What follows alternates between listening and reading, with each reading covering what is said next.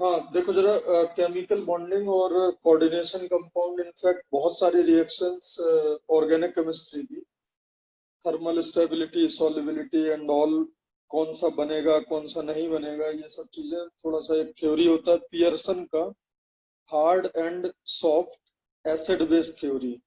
जो होता क्या है, जो लुईस एसिड्स होते हैं, जो लुईस थ्योरी थी, लुईस ने ये बोला था कि जो लोन पेयर एक्सेप्टर है, जो लोन पेयर एक्सेप्टर है वो एसिड्स होंगे, और जो लोन पेयर डोनर होंगे वो बेस होंगे। पियर्सन ने क्या किया, इसी थ्योरी को थोड़ा एक्सटेंड करा, और उसने बोला कि जो लुईस एसिड होंगे वो दो तरीके के होंगे, एक होंगे हार्ड एसिड और एक होंगे सॉफ्ट एसिड। एंड मैंने कुछ बॉर्डरलाइन एसिड भी लिखे हैं। देखो इस थ्योरी का क्या है, इसका जबरदस्त यूज है, बहुत ज्यादा यूज है। जो आप फाइनल प्रिपरेशन के टाइम पे जो आप पेपर्स देते हो, तो उसमें क्या होता है कि इसके आपको क्वेश्चंस बहुत सारे मिलेंगे, ठीक है। हालांकि ये भी याद रखना एक बात कि इस थ्योरी की भी लिमिटेशंस है, ठीक है। इनऑर्गेनिक केमिस्ट्री में कोई थ्योरी हो और उसका लिमिटेशन ना हो, ठीक है, ऐसा संभव नहीं है। बट हाँ, जेई की प्रिपरेशन में जो क्वेश्चंस आएंगे उनमें मोस्टली वो ऐसे ही क्वेश्चन सेलेक्ट करते हैं जो कि इस थ्योरी के एक्सेप्शन ना हो, ठीक है। तो बेसिकली इसको हम एक टूल की तरह यूज करेंगे, जरूरत पड़ेगी तो हम एक्सपेरिमेंटल रिजल्ट्स भी चेक करेंगे इसको देख के, ठीक है। और ये मोस्टली जगह काफी हेल्पफुल होता है। तो देखो आइडिया क्या है, पियर्सन ने ये बोला कि अगर कोई हार्ड एसिड है तो वो हार्ड बेस के साथ प्रेफर करता है कंबाइन होना, मतलब हार्ड हार्ड के साथ प्रेफर करता है, और सॉफ्ट सॉफ्ट के साथ प्रेफर करता है कंबाइन होना। इसका मतलब क्या है, अगर कोई हार्ड एसिड है और वो कंबाइन हो रहा है अगर हार्ड बेस से, तो बहुत ही जबरदस्त एक आयोनिक कंपाउंड वो बनाता है। अगर दोनों हार्ड है तो वो एक आयोनिक कंपाउंड बनाएगा, और अगर दोनों सॉफ्ट है तो बहुत ही अच्छा, बहुत ही ज्यादा स्टेबल, वो एक सॉफ्ट सॉफ्ट कॉम्प्लेक्स कहलाएगा, या सॉफ्ट सॉफ्ट एक कोवेलेंट कंपाउंड कहलाएगा। तो बेसिकली हमें ये याद रखना है कि सॉफ्ट प्रेफर करता है सॉफ्ट के साथ, और हार्ड प्रेफर करता है हार्ड के साथ, और बॉर्डर लाइन दोनों के साथ, कभी सॉफ्ट के साथ और कभी हार्ड के साथ, वो दोनों के साथ उसका एग्जिस्टेंस होता है। और तो बेसिकली अगर आप देखोगे तो ये हार्ड एसिड है, हार्ड एसिड में अगर आप देखोगे तो बहुत सारे एसिड्स हैं। और बेसिकली ये याद रखना, ये आपको ऐसे एज इट इज याद रखने की जरूरत नहीं है। मैं आपको इतना बता सकता हूँ, देखो हार्ड एसिड है मतलब उसमें लोन पेयर लेने की शक्ति होगी, बिकॉज एसिड है, so this should be Lewis acid. तो इन सब में पॉजिटिव चार्ज होगा, वैकेंट ऑर्बिटल होंगे, ठीक है।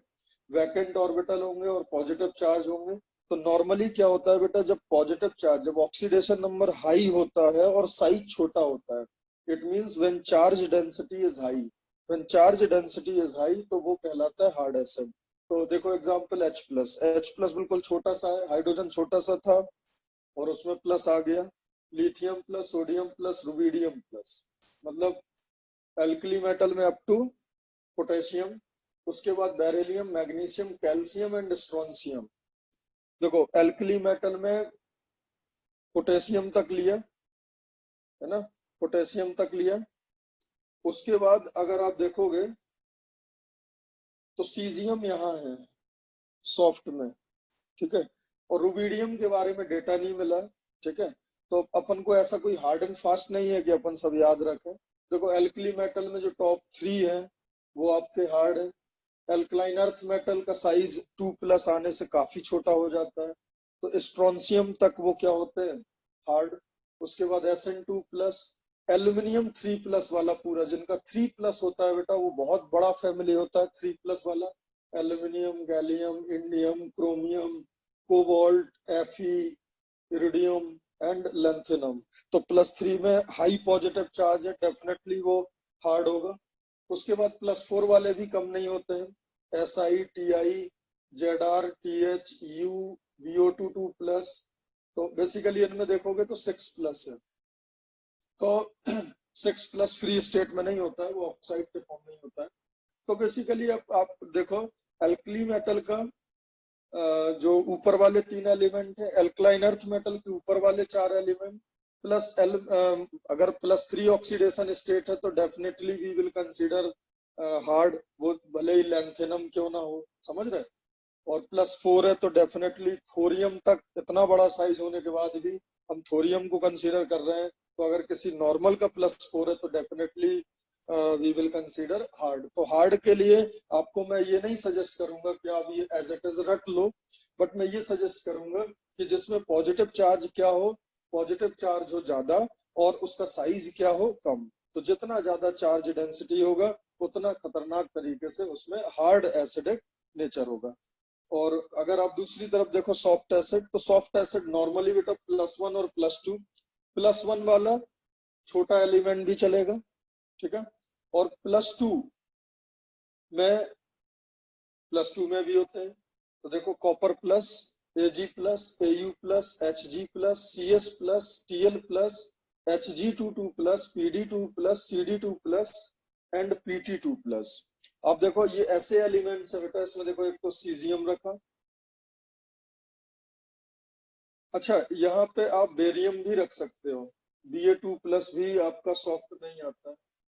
Ba2 प्लस, Ba2 प्लस आपका क्या आता है, सॉफ्ट होता है, क्योंकि 4 वहां लिए थे, 5वां सॉफ्ट होता है, ठीक है। और सीजियम प्लस, देखो सीजियम भी आ गया, इनफैक्ट देखो रुबिडियम भी सॉफ्ट की तरफ ही आएगा। तो सीजियम, रुबिडियम एंड बेरियम। उसके बाद यहाँ पे एक इंपॉर्टेंट बात है समझने वाली, बेरिलियम वगैरह जब Me के साथ है, Bf3, BCl3, BOR whole thrice, AlMe3, इन सब में वैकेंट ऑर्बिटल होता है। वैकेंट ऑर्बिटल होने के साथ साथ अब अगर आप देखोगे तो ये हार्ड एसिड की तरह काम करते हैं। तो एक्चुअली में देखो इन मॉलिक्यूल्स में थोड़ा सा आपको दिक्कत हो सकता है, जो कि अपने जेई की प्रिपरेशन में ये तो नहीं पूछे जाएंगे, ठीक है। इनमें प्रॉब्लम हो सकता है कि ये हार्ड क्यों है, ठीक है, बट ये आप याद रख सकते हो। सॉफ्ट में देखो +1 वाले हैं, +2 है, और आप इस तरीके से Tl+1, caesium +1, mercury +1, Au+1, Ag+1, Cu+1 और Pd2 plus, Pt2 plus and Cd2 plus और Hg2 plus and metal having zero oxidation state. This is very useful. Metal having zero oxidation state. And देखो BH3, अब यहाँ पे गड़बड़ हो सकता है, BH3 आपका सॉफ्ट होता है और BF3 आपका हार्ड होता है। Ba2 प्लस, उसके बाद border line acid.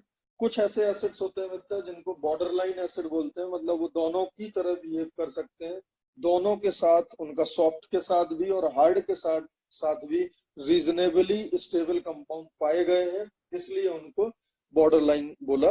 Fe2 plus, CO2 plus, Ni2 plus, Cu2 plus, Zn2 plus, Pb2 plus और BCH3 whole thrice and SO2 and NO plus. So this is the list of acid. आपको बहुत ही ऐसा नहीं है hard and fast, आप reference के लिए आप इसको यूज कर सकते हो। This is the complete list of inorganic radicals. आपके जो सिलेबस में है उसमें आपको जो क्वेश्चन आएगा वो डेफिनेटली आपको इसमें मिल जाएगा। तो इसको आप एज अ रेफरेंस यूज करना, ऐसा नहीं है कि आप उसको पूरा रट लो, रटने की जरूरत नहीं है, बट एज अ रेफरेंस, और आप इसकी जितनी ज्यादा प्रैक्टिस इस कॉन्सेप्ट को लेके आप क्वेश्चन सॉल्विंग में करोगे आपको याद हो जाएगा, ठीक है। अब सेकंड तरफ अगर चलेंगे अपन, हार्ड बेस। अगर आप बेस को, लुईस बेस को अगर हम दो कैटेगरी में कन्वर्ट करें, hard base, soft, sorry, hard base and soft base. अब बेस होते हैं जो लोन पेयर डोनर हो, डेफिनेटली लोन पेयर डोनर या तो न्यूट्रल कंपाउंड होते हैं जिनमें लोन पेयर ऑफ इलेक्ट्रॉन होता है, या फिर नेगेटिवली चार्ज स्पीसीज होते हैं। तो अब इसमें भी याद रखना, जो छोटे होंगे जिनमें चार्ज ज्यादा होगा, ठीक है, छोटे होंगे जिनमें चार्ज डेंसिटी ज्यादा होगा, वो आपके क्या होते हैं, हार्ड बेस होते हैं। और दूसरी तरफ जिनका साइज बड़ा होगा डोनर एटम का और चार्ज डेंसिटी जिनमें कम होगी, वो आपके सॉफ्ट होंगे। तो नॉर्मली देखो इसमें क्या है, पानी है, yes, oxygen is donor atom, smaller atom, hydroxide ion, oxygen is donor atom, chloride, chloride, तो यहाँ तक क्लोराइड तक हो गया। उसके बाद ये याद रखना, acetate, phosphate, sulphate, carbonate and nitrate, इन सब में ऑक्सीजन ही डोनर एटम है, ठीक है। और इन most of the cases oxygen अगर डोनर एटम होता है तो बेटा वो हार्ड होता है, ये बात आपको याद रखनी पड़ेगी। उसके बाद देखो ClO4 माइनस, इसमें भी ऑक्सीजन है, ROH इसमें भी ऑक्सीजन है, RO माइनस इसमें भी ऑक्सीजन है, ईथर इसमें भी ऑक्सीजन है, अमोनिया, नाइट्रोजन नाइट्रोजन नाइट्रोजन।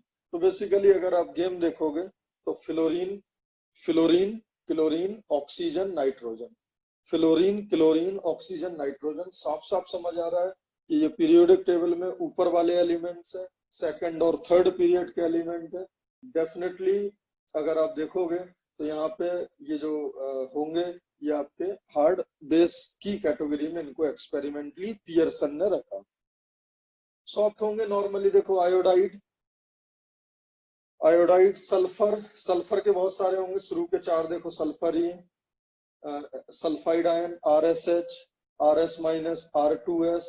उसके बाद डेफिनेटली आयोडाइड, है ना, आयोडाइड। और इसी में बेटा ब्रोमाइड भी आएगा, ठीक है, ब्रोमाइड भी, ब्रोमाइड को बॉर्डर लाइन में डाला है बिकॉज ब्रोमाइड दोनों के साथ फिट हो जाता है। तो ये ध्यान से देखने वाली बात है कि क्लोराइड फ्लोराइड यहाँ है, ब्रोमाइड बॉर्डर लाइन में है और आयोडाइड सॉफ्ट में है। उसके बाद देखो बेटा फॉस्फोरस, आर्सेनेट, ये सब डोनर होंगे, फॉस्फोरस एंड आर्सेनेट। यहाँ पे एक कंपाउंड डाला गया है थायोसल्फेट। बेटा क्या होता है कि थायोसल्फेट में आपको पता होगा कि सल्फर में भी डोनेटिंग टेंडेंसी आती है।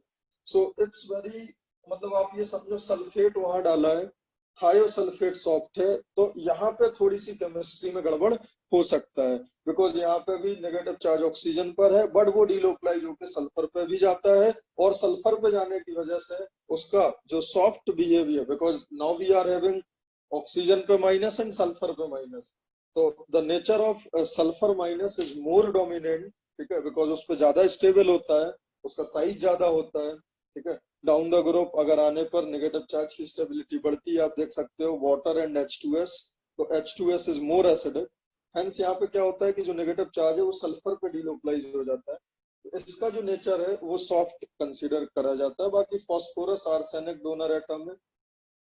अब बेटा एक बात याद रखना, अगर कोई न्यूट्रल है जैसे एथिलीन C6H6, है ना, इस तरीके के CO RNC, ये नॉर्मली सॉफ्ट होते हैं, न्यूट्रल है मतलब इनमें चार्ज डेंसिटी काफी कम है। तो यहाँ पे जो अपने लिए बहुत फैसिनेटिंग है, अपने लिए जो बहुत इंपॉर्टेंट है, आप देखो साइनाइड, साइनाइड आपका सॉफ्ट है, साइनाइड सॉफ्ट है, याद रखना, जो कार्बन अटैच होता है that is soft, carbon donor atom soft होता है, कार्बन डोनर एटम क्या है, सॉफ्ट।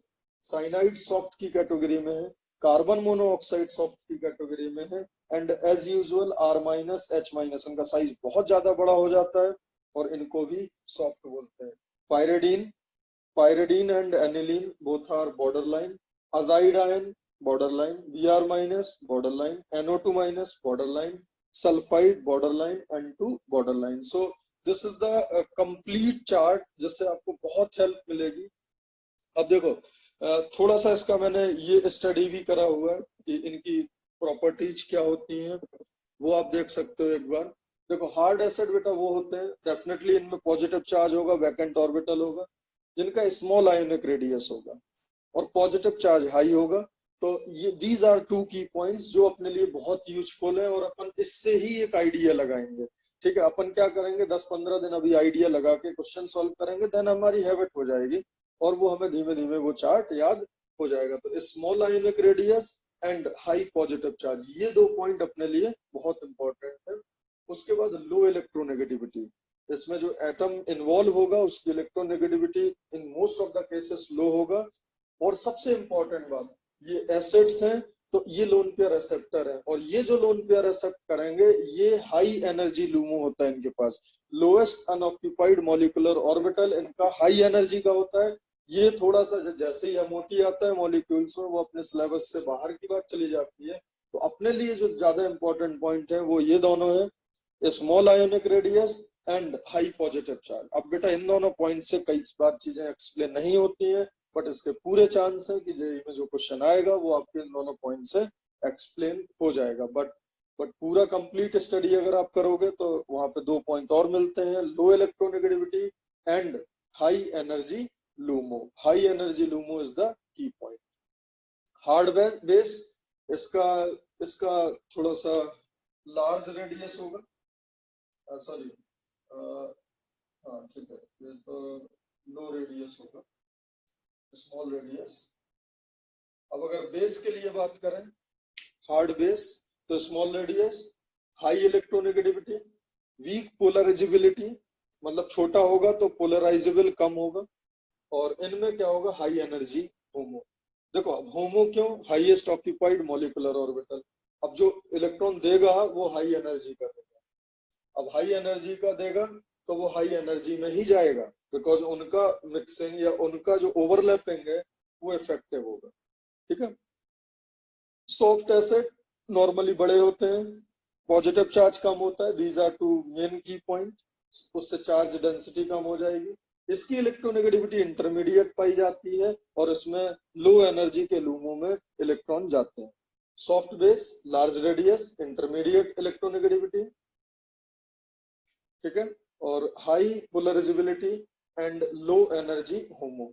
तो देखो, low energy HOMO will interact with low energy HOMO, high energy HOMO with interact with high energy. तो आप याद रख सकते हो, सॉफ्ट सॉफ्ट के साथ, स्मॉल रेडियस के साथ, ठीक है। हाई इलेक्ट्रोनेगेटिव, यहाँ पे देखो हाई पॉजिटिव चार्ज और हाई पॉजिटिव चार्ज, ठीक है, यहाँ पॉजिटिव चार्ज नहीं है, पोलराइजेबिलिटी है, तो हार्ड वाले छोटे होंगे तो पोलराइजेबिलिटी लो होगी, ठीक है, और इलेक्ट्रोनेगेटिविटी का इतना ज्यादा कोई सेंस नहीं है। तो अब ये तो था जो आपको थोड़ा सा थ्योरी याद रखना है। अब इसका आप एप्लीकेशन पार्ट देखो, जो कि बहुत ही जबरदस्त है। मैं आपको कुछ पॉइंट्स बताऊंगा, ठीक है, कुछ पॉइंट्स में बताऊंगा। जैसे बेटा अगर हम बात करें thermodynamic stability of silver +1 halide, तो बेटा जल्दी से देखो सिल्वर प्लस कहाँ पे है, सिल्वर प्लस सॉफ्ट है, सिल्वर प्लस बेटा सॉफ्ट एसिड है। और अब अगर आपको कंपेयर करना है सिल्वर प्लस का फ्लोराइड, तो बताओ सिल्वर प्लस का फ्लोराइड कहाँ है, हार्ड में। Second chloride hard, bromide border line, iodide soft. बताओ सबसे खतरनाक स्टेबल कौन होगा, AgF, AgCl, AgBr और AgI? Definitely Eg. AgI, बोलो बेटा, definitely AgI will be most stable. So thermodynamically AgI का जो स्टेबिलिटी है वो इतना जानदार है, इतना शानदार है कि वो पानी में डिजोल्व ही नहीं होता है। ये इंफॉर्मेशन हमें ऑलरेडी मालूम है। तो ये एक ब्यूटीफुल एक्सप्लेनेशन है जो कि जेई में आता है। जेई में क्वेश्चन क्या आता है कि what is the solubility order of silver halides. तो बेटा सिल्वर हैलाइड्स में, अब देखो इसमें भी हार्ड में भी सबसे ज्यादा हार्ड कैरेक्टर किस में होगा। अब अगर F- और Cl- है तो which will be more hard, obvious सी बात है F-। तो जो खराब बॉन्ड ज्यादा बनाएगा वो F-, इसलिए F- पानी में सॉल्युबल होता है। AgCl पानी में क्या होता है, हल्का फुल्का, मतलब सॉल्युबिलिटी डेफिनेटली AgF से तो कम होगा, AgF तो सॉल्युबल ही है। तो देखो दो बातें यहाँ पे मैं कर सकता हूँ, दो बातें मैं यहाँ पे क्या कर सकता हूँ। तो देखो अगर आपसे पूछा जाए थर्मल स्टेबिलिटी, ठीक है, थर्मल स्टेबिलिटी अगर आपसे पूछा जाए इसका AgF, AgCl, AgBr और AgI, तो सबसे शानदार स्टेबल कौन सा होगा, AgI, फिर AgBr क्योंकि बॉर्डर लाइन है। और इन दोनों में बेटा कौन ज्यादा सॉफ्टर है तो दोनों hard, but which is having greater softer nature, तो definitely Cl। So this will be your thermo stability order. इस तरीके से आप ये कर सकते हो। थर्मल स्टेबिलिटी ऑर्डर AgF का सबसे कम होगा, AgI का सबसे ज्यादा होगा। ये बात आपको समझ आ गई होगी। इसी से अगर आप देखोगे तो सॉल्युबिलिटी का अगर आप देखोगे तो बेटा जो ज्यादा स्टेबल है, जो थर्मोडायनेमिकली ज्यादा स्टेबल है, उसका डिसॉल्व होने का टेंडेंसी कम होगा। तो सॉल्युबिलिटी हाईएस्ट किसका होगा, AgF का, और लोएस्ट किसका होगा, AgI का, और इसका रिवर्स ऑर्डर आ जाएगा। तो सॉल्युबिलिटी जो होगा वो AgF, देन क्या होगा AgCl, देन क्या होगा AgBr, देन क्या होगा AgI।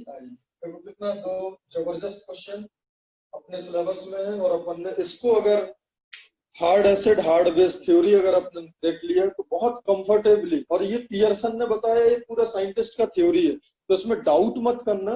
बट यस, मैं बार बार बोल रहा हूँ, इसमें कई चीजें ऐसी होंगी जो आप इससे एक्सप्लेन नहीं कर पाओगे या इससे रिजल्ट्स अलग आएंगे, बट उन चीजों की जेई में आने की प्रोबेबिलिटी बहुत कम है, तो इतनी ज्यादा हमें टेंशन नहीं है। दूसरी बात देखो, दूसरी बात अगर आप देखोगे, अब अगर आपसे पूछा जाए, जो कि बहुत ही फेमस क्वेश्चन बनता है, अगर आप देखोगे thermal stability, thermal stability HgF2, HgCl2, HgBr2 और HgI2, तुरंत देखो बेटा Hg2 प्लस बहुत बड़ा एटम है, नीचे वाले एलिमेंट का है 2 प्लस है, तो डेफिनेटली वो सॉफ्ट होगा।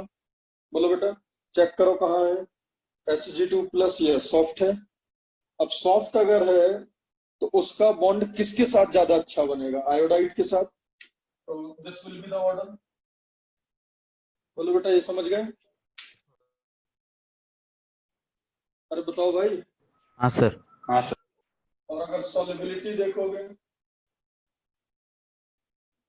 है ना, तो HgI2 लीस्ट सॉल्युबल होगा, least soluble. Clear? So this can be explain from this. दूसरी बात देखो, एक और जबरदस्त बात बताता हूँ, बहुत ही शानदार बात बताता हूँ।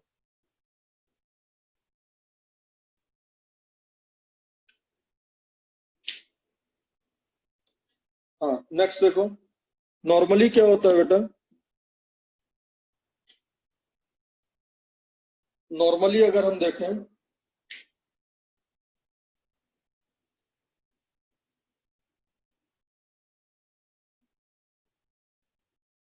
देखो एक इस थ्योरी का एक जबरदस्त एप्लीकेशन देखो, Pt2 प्लस कॉम्प्लेक्स, आप Pt2 प्लस मेटल आयन में अगर आप HCN माइनस का रिएक्शन कराओ, तो इसमें जो डोनर एटम होता है या जो अटैच्ड एटम होता है वो होता है सल्फर। और अगर Cr3 प्लस में देखो, तो इसमें जो अटैच्ड एटम होता है वो होता है नाइट्रोजन। देखो होता क्या है, आप लिस्ट में अगर आप देखोगे HCN माइनस, तो लिस्ट में HCN माइनस सॉफ्ट में है। HCN माइनस का जो सल्फर है, सल्फर डोनर एटम है तो सॉफ्ट है, और दूसरा वाला नाइट्रोजन डोनर एटम होगा तो it will have some hard nature, because sulphur है तो सॉफ्ट है और नाइट्रोजन है तो हार्ड है। और Pt2 प्लस अगर आप देखोगे, Pt2 प्लस, तो Pt2 प्लस आपका सॉफ्ट है, ये आपका कौन सा है? Soft acid. और ये आपका कौन सा है? Hard acid. तो बताओ सॉफ्ट एसिड किस टर्मिनल से जुड़ेगा?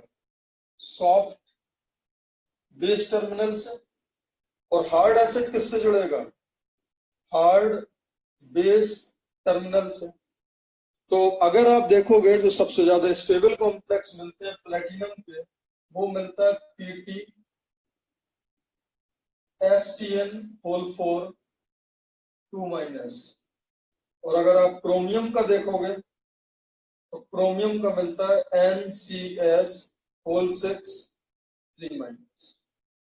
तो ये भी देखो उसी का एक एप्लीकेशन हो गया। उसके बाद दूसरी बात एक और देखो, काफी इंपॉर्टेंट, बहुत ज्यादा इंपॉर्टेंट एक बात देखो, नॉर्मली क्या होता है अगर आपको पता हो, जैसे जो 3D मेटल होता है, जो 3D मेटल होता है, ध्यान से समझना, 3D मेटल का +2 और +3 ऑक्सीडेशन स्टेट, अगर 3D मेटल का +2 +3 है तो मैं बेटा मोस्टली वो क्या होगा बताओ, सॉफ्ट या हार्ड? अगर 3D का +2 और +3 है, 3D का +2 और +3 हार्ड। हार्ड होगा। तो उनके अगर आप देखोगे तो एक्वा कॉम्प्लेक्स सबके पाए जाते हैं, उनके एक्वा कॉम्प्लेक्स सबके पाए जाते हैं, उनके हाइड्रोक्साइड कॉम्प्लेक्स लगभग सबके होते हैं, उनके अमोनिया कॉम्प्लेक्स लगभग सबके होते हैं। बट अब ध्यान से समझना, बट उनके +2 और +3 में उनके कार्बोनिल कॉम्प्लेक्स नहीं होते हैं, आप चेक कर लो। +2 और +3 में कार्बोनिल सबके नहीं होते हैं, साइनाइड कॉम्प्लेक्स सबके नहीं होते हैं। बेटा बात समझ आ रही है ना? तो अब अगर कोई हार्ड है तो वो हार्ड के साथ कपलिंग ज्यादा अच्छा करेगा, सॉफ्ट है तो सॉफ्ट के साथ। और एक तो बहुत ही जबरदस्त एक्सप्लेनेशन देखो, मेटल कार्बोनिल्स अगर आप देखोगे, मोस्टली जितने भी मार्केट में मेटल कार्बोनिल्स हैं बेटा, वो मेटल कार्बोनिल ही बनते हैं, और मेटल उनमें 0 ऑक्सीडेशन स्टेट में होता है। और मैं आपको ये चीज बता चुका हूं कि अगर metal having 0 oxidation state, if metal having 0 oxidation state, metal having 0 oxidation state, तो सॉफ्ट एसिड होगा, और कार्बोनिल आपका सॉफ्ट बेस होगा। कार्बोनिल आपका सॉफ्ट बेस है, कार्बोनिल आपका सॉफ्ट बेस है, और मेटल हैविंग 0 ऑक्सीडेशन स्टेट आपका क्या है, सॉफ्ट एसिड है। इसलिए आप कितने भी मार्केट में कार्बोनिल कंपाउंड्स देखो, वो सब मेटल 0 ऑक्सीडेशन स्टेट के साथ होंगे, या फिर कुछ कुछ केसेस में बेटा अगर आपको याद हो तो माइनस ऑक्सीडेशन स्टेट होता है। बट +2 +3 में आपने कार्बन मोनोऑक्साइड के साथ कॉम्प्लेक्स तो नहीं देखे होंगे। कितनी जबरदस्त बात है। अच्छा, उसके बाद बेटा एक वो क्वेश्चन अभी क्वेश्चन शायद अनुराग आप किसने क्वेश्चन नंबर 10 बताओ क्या था प्रीवियस पेपर का क्वेश्चन नंबर 10। हाँ सर, अब एक मिनट में वो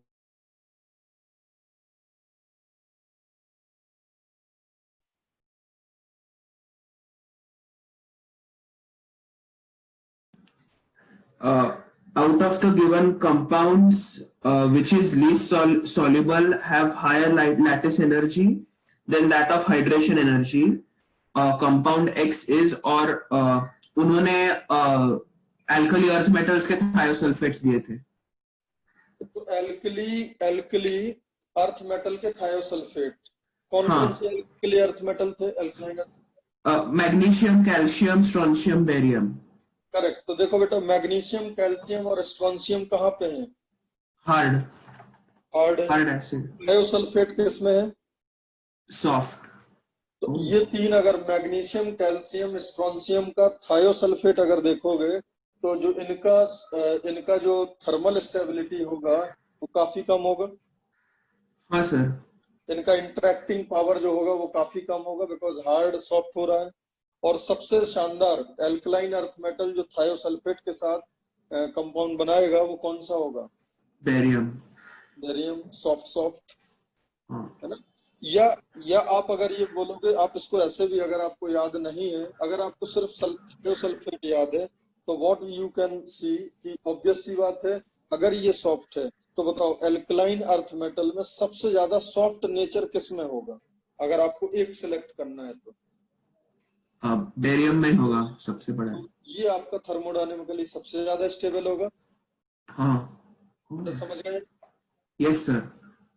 ठीक है। अब उसमें एक एक क्वेश्चन और था, PB2+ वाला। PB2+ वाला क्या क्वेश्चन था? क्वेश्चन नंबर 9 का आएगा C part. Sir, thermal stability of PbF2, PbCl2, PbI2. अब देखो जरा, बॉर्डर लाइन एसिड होता है PB2+, बॉर्डर लाइन एसिड है ना PB2+। तो PB2+ याद रखना, PB2+ is more closer to hard component.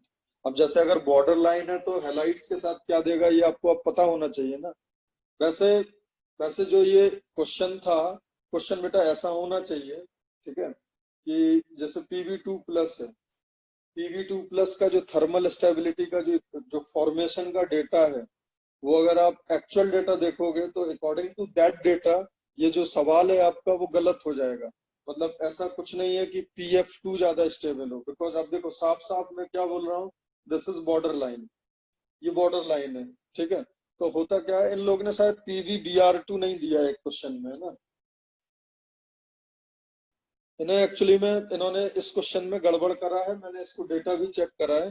आप भी इसका डेटा चेक करना Pb2+ वाले का, मतलब जो थर्मल स्टेबिलिटी है, ठीक है। आप अगर ऐसे बोलो कि Pb2+ is having hard character, then उसका फ्लोराइड ज्यादा स्टेबल हो जाएगा, बट चीजें ऐसी नहीं है, क्योंकि मैंने इसका एक्सपेरिमेंटल डेटा चेक करा। होता क्या है बेटा, जब लोग क्वेश्चन बनाते हैं तो बहुत ज्यादा सारी बातों को नहीं सोचते हैं, बट जब हम सॉल्यूशन मोड में होते हैं, जब हम कोई चीज को एक्सप्लेनेशन देखते हैं, हम सारी रिसर्च उस पर करते हैं, तो फिर चीजों का एक्चुअल आइडिया लगता है।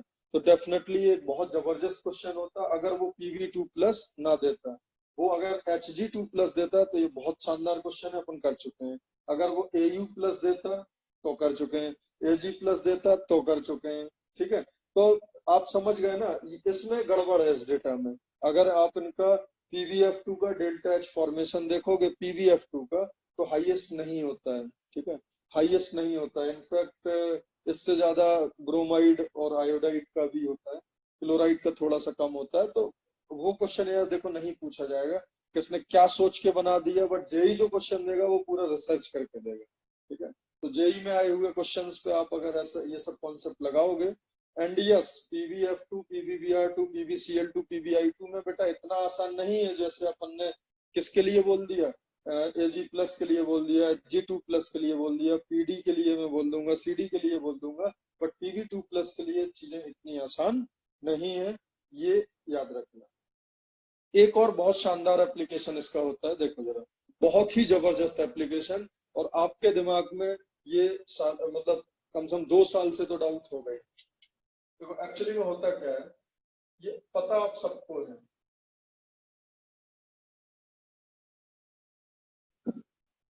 और अभी ये तो अपने सिलेबस में भी है। इसकी रिएक्शन अगर आप RMGX से कराओ,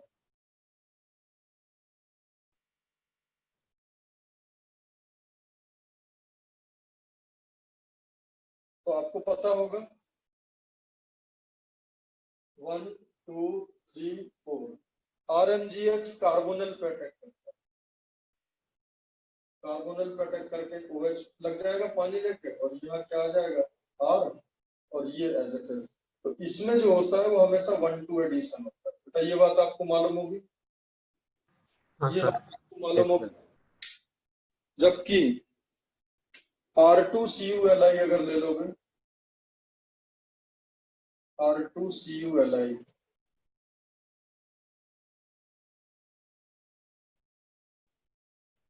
और फिर H3O+ डालोगे, तो इसमें 1-4 एडिशन होता है,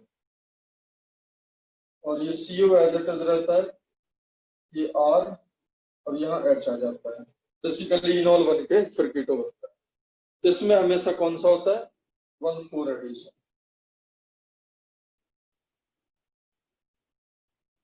ये भी बेटा क्या होता है, जो जो ऑर्गेनिक केमिस्ट्री में जो CO टर्मिनल होता है, ऑर्गेनिक केमिस्ट्री में जो CO टर्मिनल होता है वो हार्ड होता है, ठीक है। अब यहाँ पे अगर पार्शियल प्लस है तो वो यहाँ पे भी पार्शियल प्लस है। ये जो टर्मिनल है ये सॉफ्ट टर्मिनल होता है, क्लियर है। और जो R- है, R- ग्रिग्नार्ड का जो R- है, ग्रिग्नार्ड का R- याद रखना हार्ड होता है।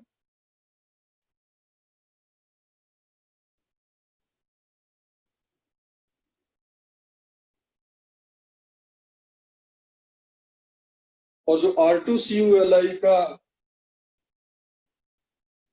वो रखता है मोर soft character.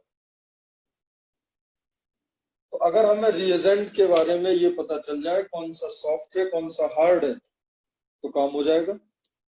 R2CuLi is having soft character, इसलिए सॉफ्ट सॉफ्ट पे जाके अटैक करता है, और RMGX जो होता है उसमें हार्ड कैरेक्टर होता है, ठीक है। तो ये देखो एक्चुअल रीजन इसका ये होता है, इसका ऑर्गेनिक केमिस्ट्री में एक्चुअल रीजन ये होता है, बट पता नहीं मतलब इसको क्या एक्सप्लेन आप कर दो कैसे ये हो जाए, आई डोंट नो, आप सीधे सीधे रटे हुए रहते हैं।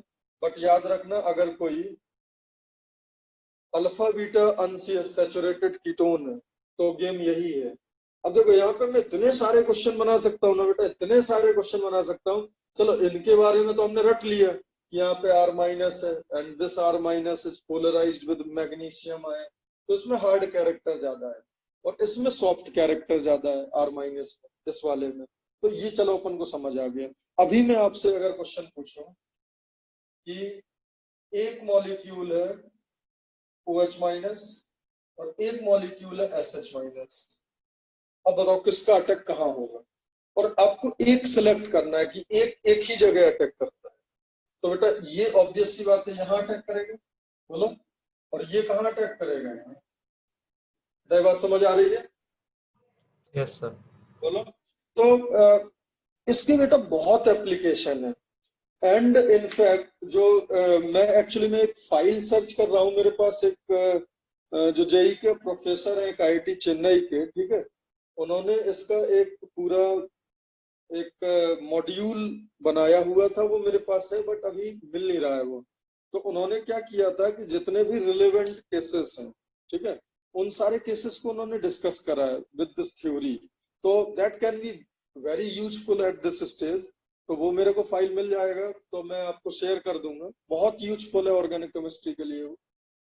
एक और देखो बहुत अच्छा आपको बात याद आ रहा है, तो एक काफी अच्छी बात याद दिलाता हूँ।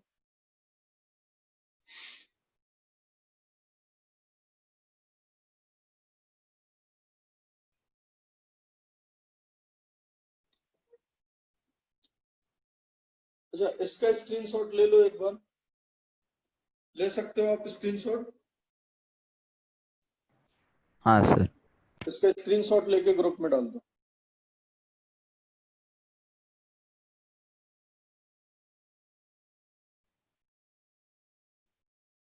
हो गया?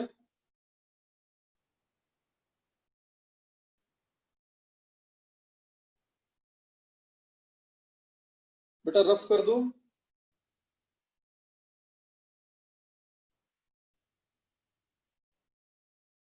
आवाज आ रही है मेरी? हाँ सर, ले लिया।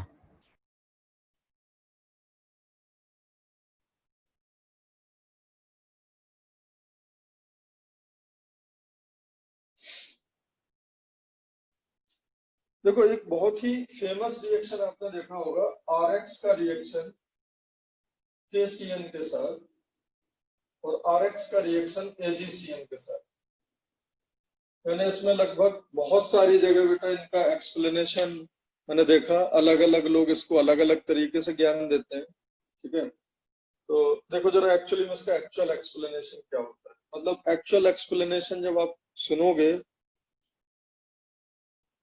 एक्चुअल एक्सप्लेनेशन जब आप सुनोगे तो मजा आ जाएगा आपको। देखो इन रियलिटी पता क्या होता है, यहाँ पे अगर आप ढंग से देखो इन रिएक्शंस के बारे में, ऐसी ये रिएक्शन फेमस है और अपन आंसर टिक करते हैं RCN और इसमें टिक करते हैं NC। बेटा ये मालूम है आपको? हाँ सर। तो और यस इसका सर। जो लॉजिक मार्केट में अवेलेबल होता है वो ये बोलते हैं कि this is KCN, so it is K plus and CN minus, clear है, and this bond is ionic, and AgCN, this bond is highly covalent. Now this bond,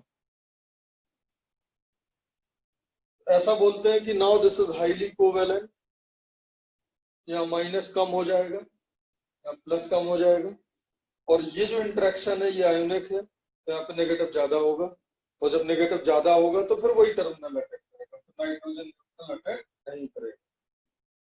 so this can be one of the explanation, but actual में ऐसा कुछ नहीं होता है। अब सब सुनो जरा एक्चुअली में क्या होता है। यहाँ पे बेटा अगर आप KCN लोगे तो इन मोस्ट ऑफ द केसेस अगर आप डिटेल में देखोगे तो यहाँ पे जो प्रेफर्ड सॉल्वेंट होता है वो होता है पोलर अप्रोटिक सॉल्वेंट। यहाँ पे जो प्रेफर्ड सॉल्वेंट होता है वो होता है PPS। एक्चुअली में होता क्या है आप समझो जरा ध्यान से। मान लो ये क्वेश्चन आ गया तो ये थोड़ा सा ज्यादा सेंस, अगर देखो जो अब मैं चीज बता रहा हूं ना वो अगर आएगा तो वो आपको सॉल्वेंट देगा। अब देखो यहाँ पे ये पक्की बात है बेटा, पोलर अप्रोटिक सॉल्वेंट है, पोलर अप्रोटिक सॉल्वेंट अगर है और KCN है तो this reaction will be SN2, बोलो, और PPS है प्लस Ag प्लस भी डाला है, Ag प्लस X को उठाने में हेल्प करता है और यहाँ पे कार्ब कैटाइन बनाने में। तो एक्चुअली में बेटा क्या होता है, ये रिएक्शन जो होती है वो SN1 मैकेनिज्म से होता है, और ये जो रिएक्शन होता है वो SN2 मैकेनिज्म से। इन रियलिटी बता रहा हूं बेटा, ऐसा नहीं होता है कि AgCN में CN ना हो, AgCN में CN ना हो ऐसा नहीं होता है। ऐसा कौन बोल रहा है AgCN में CN नहीं है? भाई पानी में हाइड्रोक्साइड आयन कितना कम है बताओ, 10⁻⁻⁷, तब भी तो वो अटैक करता है। क्या ये पोलर कोवेलेंट कंपाउंड हो गया तो मार्केट में CN- बिल्कुल नहीं होगा? बोलो।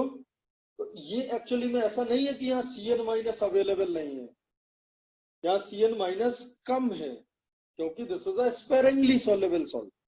यहाँ पर CN- कम होगा, फिर भी इतनी ज्यादा सॉल्युबिलिटी इसकी कम नहीं होती है AgCN की, अगर आप रिसर्च करोगे तो। साइनाइड आयन तो दोनों जगह है, बट गेम होता क्या है, इस Ag+ की वजह से इस Ag+ का अफेक्शन हेलाइट्स के साथ बहुत ज्यादा होता है, और अगर हेलाइट्स के साथ बहुत ज्यादा है तो यहाँ पे कार्ब कैटाइन फॉर्म होता है। क्या फॉर्म होता है बेटा? कार्ब कैटाइन फॉर्म होता है। और अगर कार्ब कैटाइन R+ अगर फॉर्म हो गया तो वो हार्ड एसिड हो गया। वो कैसा हो गया बेटा? Hard acid. अब now we have two terminal, one is nitrogen and one is carbon.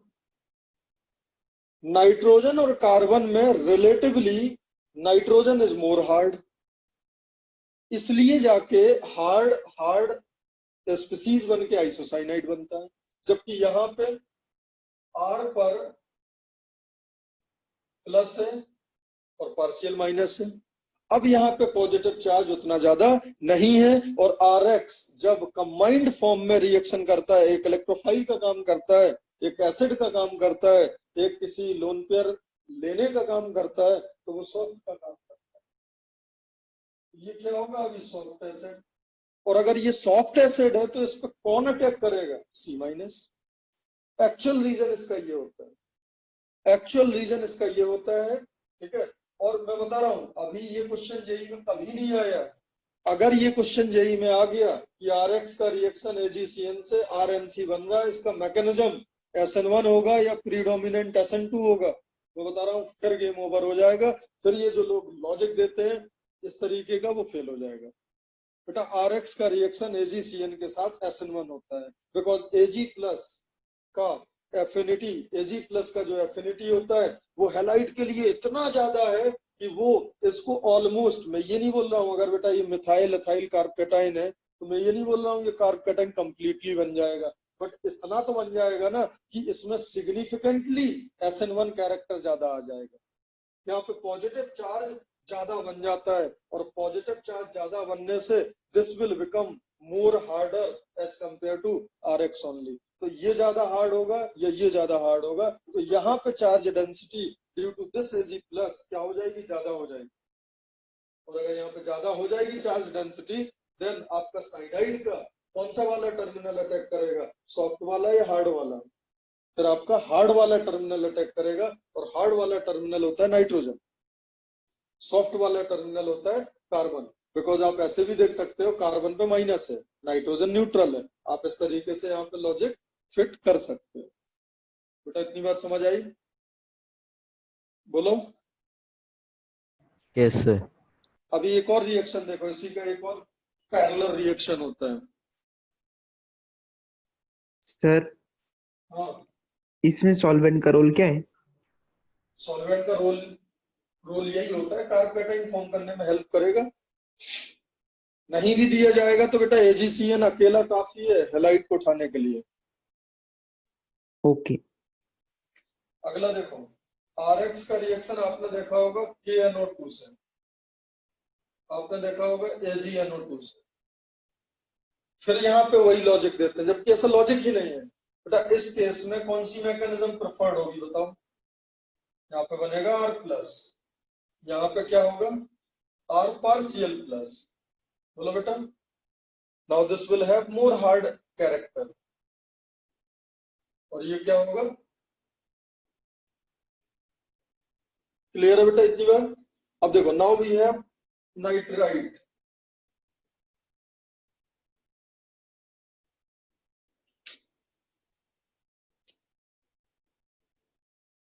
अब बताओ, ये O- हो गया, इस पे माइनस है और ये न्यूट्रल है, किसका साइज बड़ा होगा? तो ये टर्मिनल आपका सॉफ्टवेयर होगा, बोलो, अरे बताओ भाई, अरे बोलो भाई। मैं दो की रिलेटिव बात कर रहा हूँ, आप कैसे कंफ्यूज मत होना सर, वो माइनस तो आपने हार्ड बताया है और अब आप क्या कर रहे हैं। भाई दोनों दोनों हार्ड है, बट उनमें कौन ज्यादा सॉफ्ट होगा? हार्ड में भी तो एक सॉफ्टर होगा और एक हार्डर होगा। अरे बताओ भाई। सर आपने ये कंपेयर कैसे किया? बेटा एक पे नेगेटिव है, एक न्यूट्रल है। कार्बन कार्बन और नाइट्रोजन में कैसे करा था पिछले केस में? कार्बन माइनस था ना,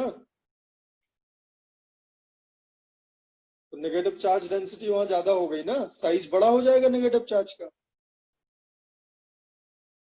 हाँ सर। यहाँ पे किसका साइज बड़ा हो जाएगा? ऑक्सीजन। अब देखो, अगर ये सॉफ्टवेयर है तो यहाँ पे कौन अटैक करेगा? ये। और यहाँ पे कौन अटैक करेगा? ये। इसका जो पाथ होता है वो कौन सा होता है? SN2। और इसका जो पाथ होता है वो कौन सा होता है? SN।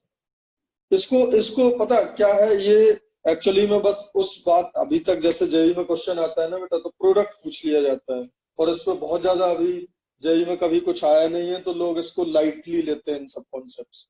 बाकी ये बहुत बहुत अच्छा कॉन्सेप्ट है, मैं बता रहा हूँ, बहुत जबरदस्त कॉन्सेप्ट है। बट हाँ, फिर वही बात है कि आपको एक्सपेरिमेंटल, मैं पहले ही बोल चुका हूँ, जो पियर्सन का hard soft acid base concept है, पहले आप अप्लाई करना, आप चीजों को, इसको एक ब्यूटीफुल तरीके से आप एक्सप्लेनेशन इनका खोज सकते हो, और हाँ ये कहीं पे फिल भी हो सकता है। चलो एक बात और देखो जरा, आपने ये सब देखा होगा कि बेटा जो SN2 रिएक्शन होती है उसमें सल्फर वाले SH-RS- देखा होगा आपने, वो ज्यादा होता है, बिकॉज आप बोलते हो इनका न्यूक्लियोफिलिसिटी बढ़ गया। बेटा बात समझ आ रही है ना? यहाँ पे गेम उल्टा हो सकता है, यहाँ पे गेम उल्टा हो सकता है। आप खुद सोचो ये सब चीजें कहाँ से आई हैं। RX पे बताओ सल्फाइड क्यों ज्यादा अटैक कर रहा है? अगर मान लो ये क्वेश्चन है, RX का रिएक्शन SH माइनस से और RX का रिएक्शन OH माइनस से, both are in polar aprotic solvent. तो पोलर अप्रोटिक सॉल्वेंट मेरे को ये सजेस्ट कर रहा है this will B SN2 reaction. भाई ये फास्ट क्यों होगा? ये फास्ट क्यों होगा? Because this is software terminal. और अभी अगर मैं बेटा उल्टा कर दूं, मैं अगर एक कार्बोकेटाइन ले आऊं, मैं कोई असाइलेशन वाला ग्रुप ले आऊं, जैसे RCO प्लस, जो RCO प्लस होता है ना बेटा, वो आपका हार्ड हो जाता है।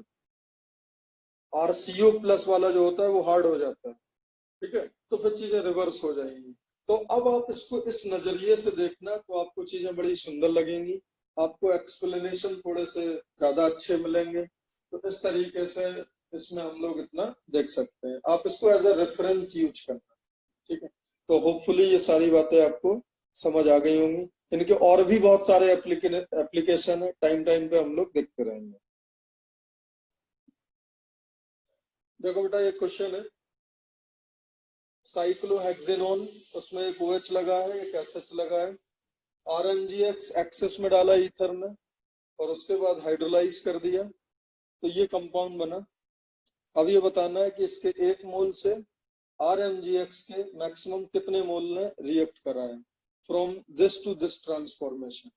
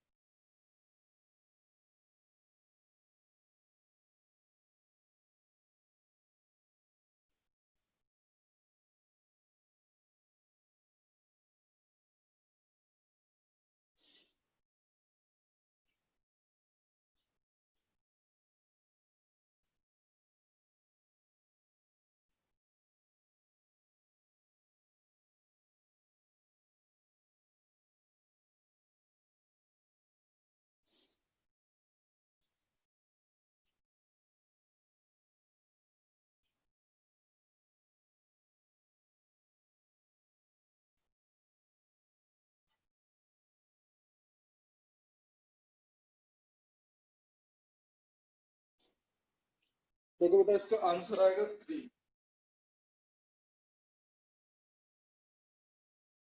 देखो RMGX सबसे पहले तो एसिड बेस रिएक्शन करता है, इसकी टेंडेंसी क्या होता है, एसिड बेस रिएक्शन करने का टेंडेंसी ज्यादा होता है। और ये एक देखो एसिडिक हाइड्रोजन है, ये एक एसिडिक हाइड्रोजन है, प्रोटिक हाइड्रोजन है।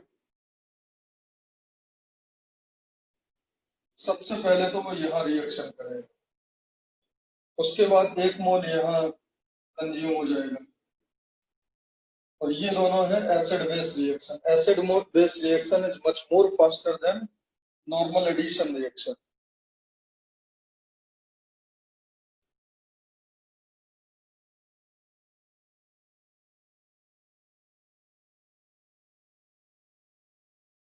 ठीक है,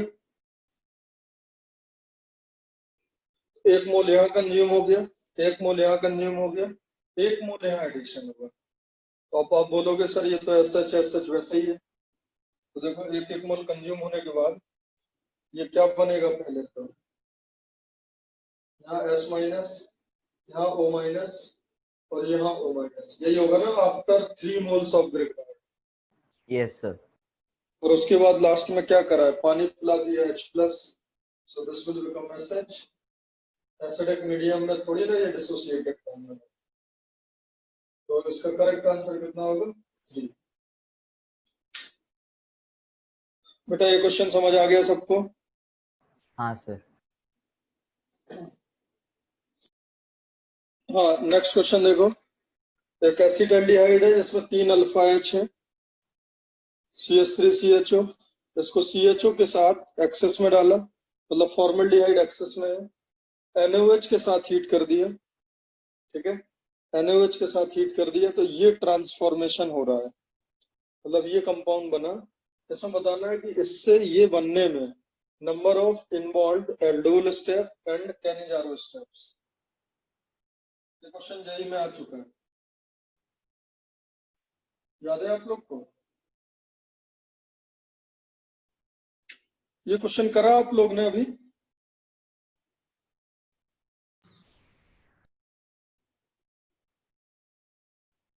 बोलो।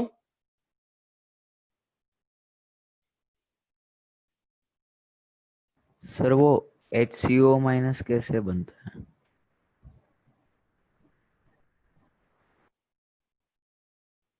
क्या क्या बोल रहे हो?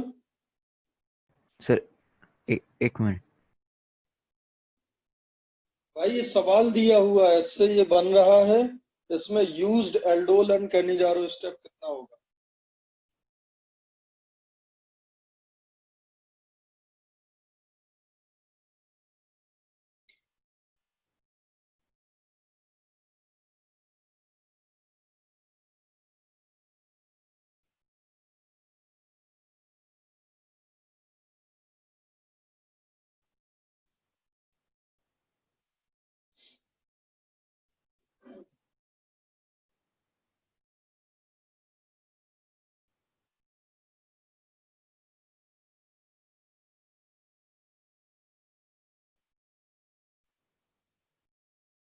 ये जेई में आया हुआ था, बिल्कुल आसान क्वेश्चन है।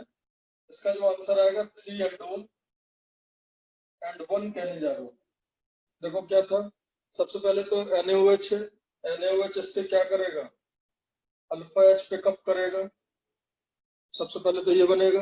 अब उसके बाद सामने क्या है,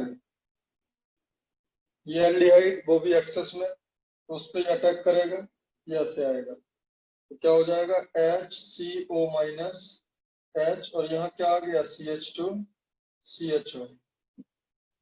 ठीक है, उसके बाद यहाँ क्या आ जाएगा H, फिर इस हाइड्रोजन को पिकअप करेगा, ऐसे करके 2 और हाइड्रोजन पिकअप होंगे, तो क्या आ जाएगा फाइनली यहाँ CHO, क्योंकि एक्सेस में है ना फॉर्मल्डिहाइड। यहाँ क्या लग जाएगा CH2OH, यहाँ क्या लग जाएगा CH2OH, यहाँ क्या लग जाएगा CH2OH। अब ये ऐसा एल्डिहाइड बन गया जिसके पास अल्फा H नहीं है, और अभी भी HCHO है, HCHO, ठीक है। अब इन दोनों का क्या होगा, क्रॉस कैनिजारो। अब OH माइनस अटैक किस पे करेगा, इस पर, तो इसका क्या होगा, ऑक्सीडेशन, और इसका क्या होगा, रिडक्शन। इसमें हाइड्रोजन जाएगा, तो इसका क्या बन जाएगा, अल्कोहल, और इसका क्या बन जाएगा, एसिड। बट मीडियम कैसा है, बेसिक, तो दिस विल प्रोड्यूस सॉल्ट। समझ गए ना। तो एल्डोल स्टेप कितने हुए, 3, ये 3 लगना। और लास्ट स्टेप क्या हुआ, लास्ट स्टेप इन दोनों में क्या हो जाएगा, कैनिजारो। ये अल्कोहल में कन्वर्ट हो जाएगा और ये एसिड में। हमेशा याद रखना, जो छोटा वाला होता है ना क्रॉस कैनिजारो, जो छोटा वाला एल्डिहाइड होता है, जो लीस्ट स्टेरिकली क्राउडेड होता है विदाउट बीटा हाइड्रोजन, उसका ऑक्सीडेशन होता है और सामने वाले का रिडक्शन होता है। तो ये रिड्यूस होकर CH2OH, और CH2OH बना तो ये बन गया। तो समझ गए क्वेश्चन। हाँ सर। ये जेई में आया था क्वेश्चन अभी 1-2 साल पहले। अब उसके बाद ये क्वेश्चन अटेम्प्ट करो।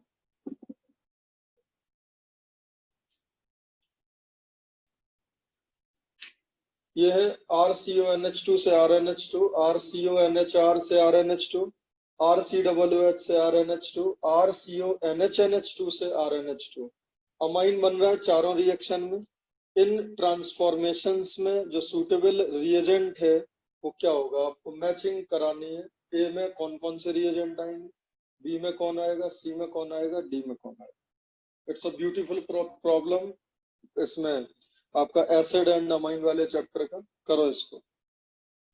जेई में इस टाइप के ही क्वेश्चन आते हैं।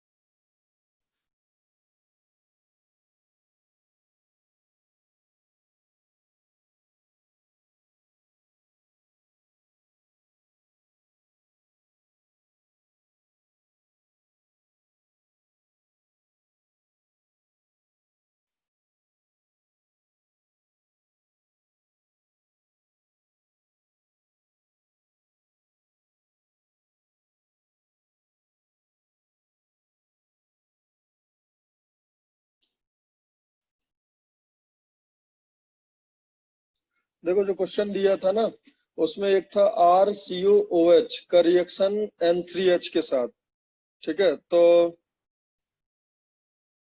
सेम वैसे ही है, वहां एसिड था, यहाँ एसिड क्लोराइड है, क्लियर है। वहां एसिड था, यहाँ पे क्या है, एसिड क्लोराइड। तो ये रिएक्शन काफी इंपॉर्टेंट है, एक बार इसको एक्सप्लेन कर देता हूँ। देखो यहाँ पे क्या दिया हुआ है, RCOCl plus NaN3, RCOCl plus NaN3। देखो एसिड हो या एसिड क्लोराइड हो, हाइड्राजोइक एसिड के साथ रिएक्शन हो या सोडियम अजाइड के साथ, ठीक है, बात एक ही है, लगभग उनका जो मैकेनिज्म होता है वो सिमिलर होता है। अब देखो RCOOH दिया है, RCOOH दिया है, तो H प्लस लेके OH2 प्लस बन जाएगा, that will become good leaving group. Mechanism same ही होगा। तो देखो N3 माइनस किस तरीके से अटैक करके, पहले तो N3 माइनस ने अटैक करा, क्या बना, RCO माइनस N3 जुड़ गया और अभी Cl है, अब ये O माइनस Cl का छुट्टी करेगा, so that will become RCO N3 minus. अब जो N3 माइनस का टर्मिनल वाला नाइट्रोजन है वो न्यूक्लियोफिलिक है, तो वो इलेक्ट्रॉन देके बीच वाले पे माइनस डेवलप करेगा, और जो बीच वाला माइनस है वो बेटा इस साइड आके CO की तरफ जाके R को माइग्रेट करेगा। This is very similar to Hoffmann bromamide degradation, और वो नाइट्रोजन को निकाल देगा। ठीक है, तो ये आपका नाइट्रीन बन जाता है, RCO, ये RNCO। उसके बाद पानी या अल्कोहल CO पे अटैक कर देता है, और पानी और अल्कोहल जब CO पे अटैक करेगा तो कुछ ऐसा दिखेगा। देखो अगर वाटर ने अटैक करा, ठीक है, तो RN, ये वाला स्टेप जो है तो दिख रहा है ये। उसके बाद फिर क्या होगा, प्रोटॉन ट्रांसफर हो जाएगा, और आपका फाइनली क्या मिला, RNHCOO या फिर R-, और ये H प्लस वापस आके CO2 लिबरेट हो जाएगा और RNH2 मिल जाएगा। क्या समझ आया? ये समझ आया बोलो? Yes sir. ये मैकेनिज्म बेटा हॉफमैन ब्रोमोमाइड डिग्रेडेशन के बिल्कुल जैसा है, सेम मैकेनिज्म है, कोई डिफरेंस नहीं है। नेक्स्ट देखो, इसमें जो बी ऑप्शन था, जो सेकंड, ये रिएक्शन सी रिएक्शन सबको समझ आ गया? Yes sir. सी रिएक्शन सबको समझ आ गया। जो बी रिएक्शन है वो RCONHR, पहली बात तो 2 डिग्री है, 2 डिग्री है तो RNH2 बनाना है। अब देखो यार, सबसे पहले तो ये देखो, ये तो सीधी सीधी बात है यार, जैसे एस्टर होता है ना, जैसे एस्टर का अगर हाइड्रोलिसिस कर दो, आप एस्टर का अगर हाइड्रोलिसिस कर दो तो एसिड प्लस अल्कोहल मिल जाता है। वैसे ही अगर आप अमाइड का 2 डिग्री अमाइड का हाइड्रोलिसिस कर दो तो 1 डिग्री अमाइन प्लस एसिड आ जाएगा, वो सेम रिएक्शन है। समझ गए बेटा? सो this is basically basic hydrolysis. बाकी इसमें और कुछ मत कराना, बिकॉज 2 डिग्री अमाइन है, हॉफमैन ब्रोमोमाइड वगैरह नहीं होता है बेटा। सेकंड रिएक्शन समझ गए? हाँ सर। तो फर्स्ट रिएक्शन का मैकेनिज्म जरूर देख लेना, चाहो तो लिख लो, Hofmann bromamide degradation. Second reaction है basic hydrolysis of 2 degree amide. तीसरा रिएक्शन है it is similar to Curtius rearrangement, और चौथा रिएक्शन है ये हॉफमैन ब्रोमोमाइड और कर्टिस जैसा ही बन जाएगा आफ्टर फर्स्ट स्टेप, क्योंकि HNO2 डाला तो जो NH2 है वो N2 प्लस में बदल गया। अब N2 प्लस में जैसे ही बदल गया फिर सेम काम होगा, NH का इलेक्ट्रॉन CO की तरफ जाएगा, फिर R माइग्रेट होगा, R माइग्रेट होकर NH पे अटैक करेगा और वो N2 प्लस को निकाल देगा, तो सेम चीज बन जाएगी RNCO, और RNCO में अगर आप पानी पिलाते हो तो अमाइन बन जाता है। बोलो बेटा, अगर कोई तकलीफ हो तो बताओ, अगर कोई तकलीफ हो बताओ किसी भी स्टेप में। बहुत प्यारा है, बहुत इंपॉर्टेंट है, और सीधा सीधा रिएक्शन है।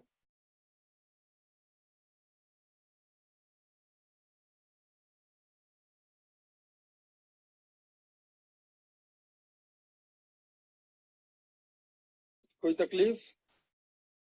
नहीं सर। इन्हीं में हॉफमैन ब्रोमोमाइड, कर्टिस और इस टाइप के जितने भी मैकेनिज्म होते हैं जिनमें नाइट्रीन के बाद आइसोसाइनेट बनता है RNCO, उनमें बेटा इंट्रामोलिकुलर रीअरेंजमेंट होता है, जो शिफ्टिंग होता है वो इंट्रामोलिकुलर होता है या इंटर भी हो सकता है। ये जो R माइग्रेट कर रहा है देख रहे हो आप, जो N ने अटैक करा CO पे, फिर उसके बाद N माइग्रेट करके R माइग्रेट करके N पे गया, फिर वो लीप करा, तो this shift is always, remember this shift is intramolecular only, ये बात आप याद रखना।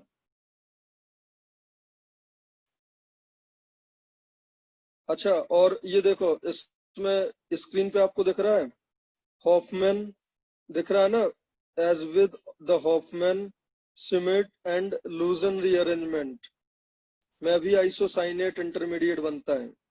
तो कौन कौन सी रिएक्शन हो गई जो आप देख लेना अभी तुरंत क्लास के बाद? Hofmann rearrangement, Schmidt rearrangement, Lossen rearrangement and Curtius rearrangement. इन चारों का मैकेनिज्म मैं बता रहा हूँ, एक क्विकली लिख के एक बार रिवाइज कर लेना। और मैंने आपको बुक शेयर कर दी है, ठीक है, उसमें देख के आप ये क्विकली रिवाइज कर लेना, काफी इंपॉर्टेंट है। बच्चे कम करते हैं इसको, इसलिए इसमें कंफर्टेबल नहीं होते हैं। तो ये 4 रीअरेंजमेंट आप कर लेना, अगर कोई डाउट हो तो मेरे से पूछ लेना।